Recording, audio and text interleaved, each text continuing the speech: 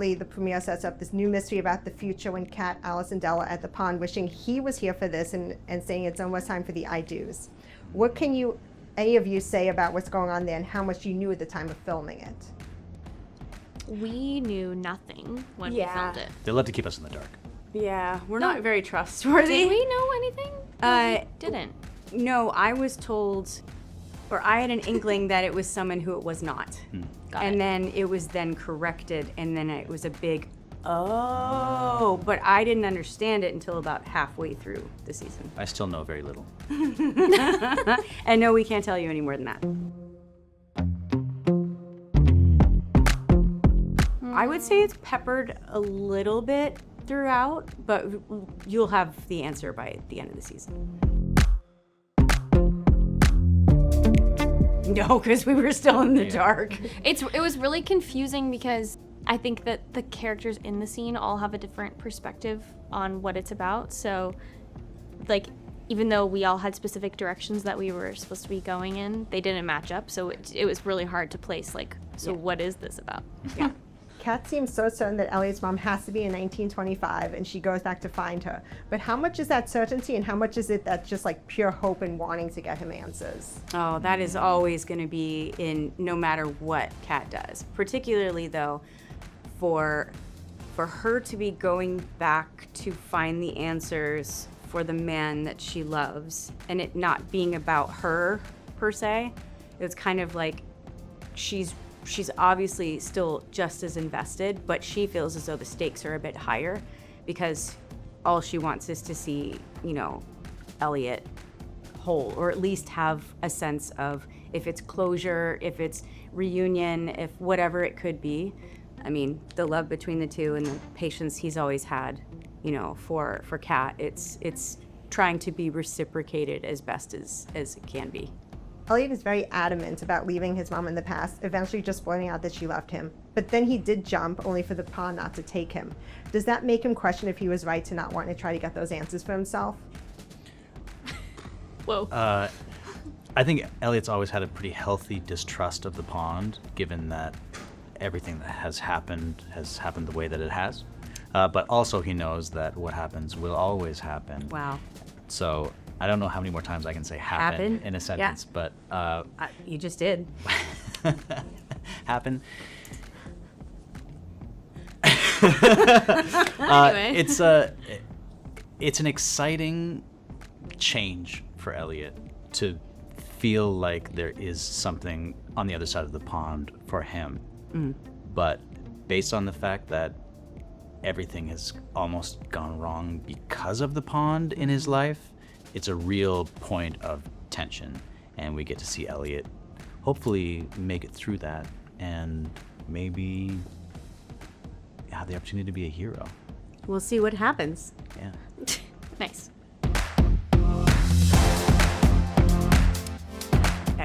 Expletive. Non-airable on Hallmark. Yeah.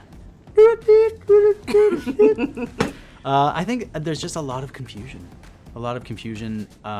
especially as it starts to dawn that it must have been on purpose. And I think that when somebody is not in your life, it's easy to sort of mythologize them, but to have to relate to an absent parent as an actual human being is not so easy, and like it requires more of the person, especially as a child.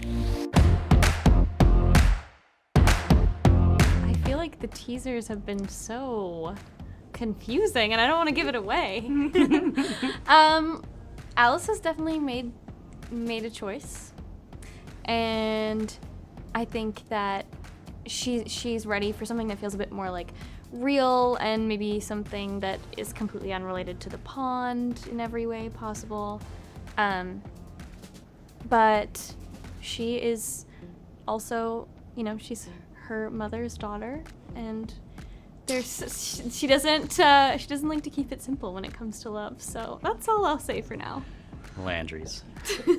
Speaking of mother and daughter, how is it going for them, for Alice to be heading off to college? Because Kat has to say goodbye to her, but Alice also has to say goodbye to Kat and to the pond. Yeah. Yes. Yeah. Period.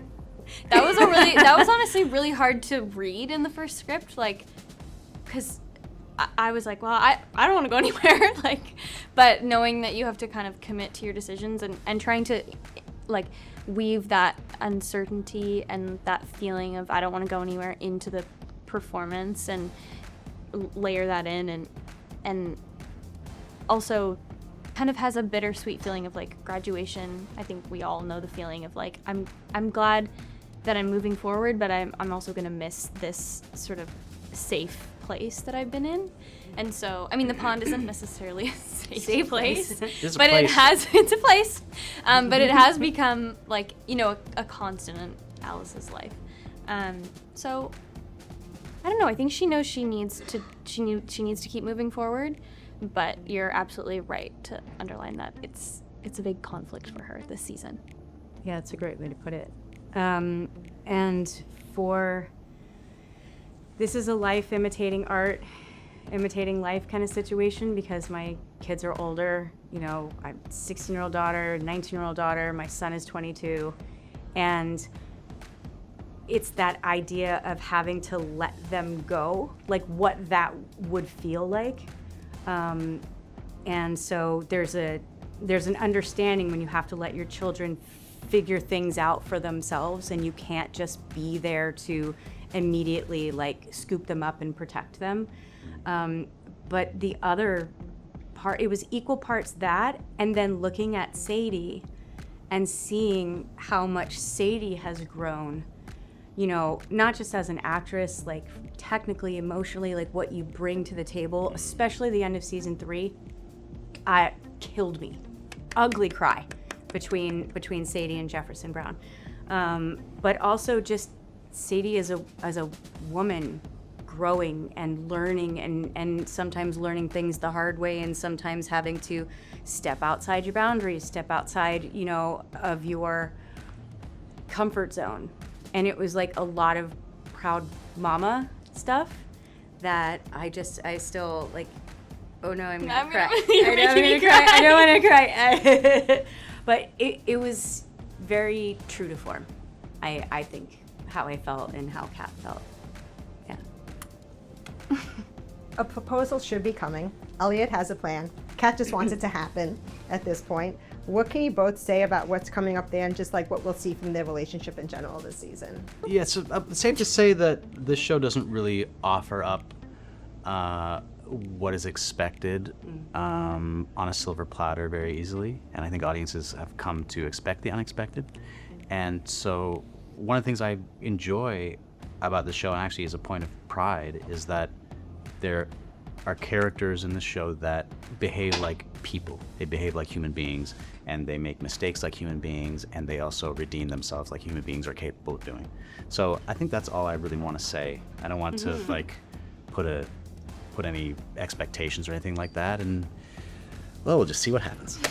Yeah, and Kat is, as we all have come to know and understand and hopefully love, an incredibly impatient woman. And Elliot just happens to have patience in reserves. And so it definitely, like, it makes for some really touching, comedic, dramatic moments. Like, we kind of covered the base as far as that goes with, you know, that constant anticipation and then the constant, just like Elliot did, you know, in the very beginning. It's like, I'll kiss you, you know, when it's the perfect moment, when it's the perfect time. And so it's like a throwback to that. And so Kat's like, not again. Like, so but you can see the maturity of their relationship, you know, this coming season. And it's 4 seasons now. So we've been with Kat and Elliot through a journey. And so whatever ends up happening, it will have been earned.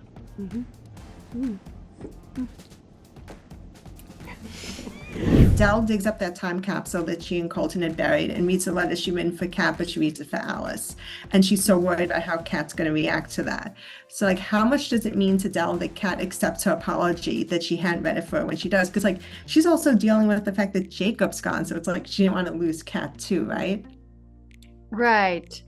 I think, you know, there is a process of realizing how it must feel for for her daughter to hear that, knowing that it didn't happen for her, that it should have been for her, and that she should have said that this was really for you, and I love you so much, but I'm going to share it with Alice. I mean, that would have, fixed everything, that if she had thought to say that, but she didn't, unfortunately. But that, there's other things that she could have done to have made it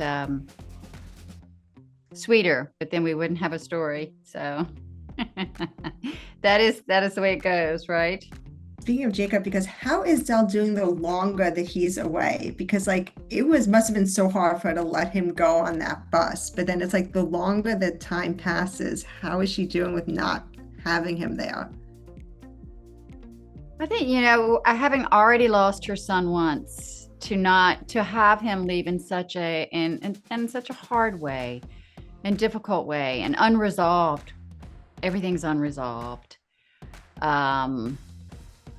It's a big loss for her, and her relationship with him is so important. Being able to heal from not having him as a child, and to be able to have him now as an adult, and to then lose him again. It's really difficult for everybody, but particularly for the mother.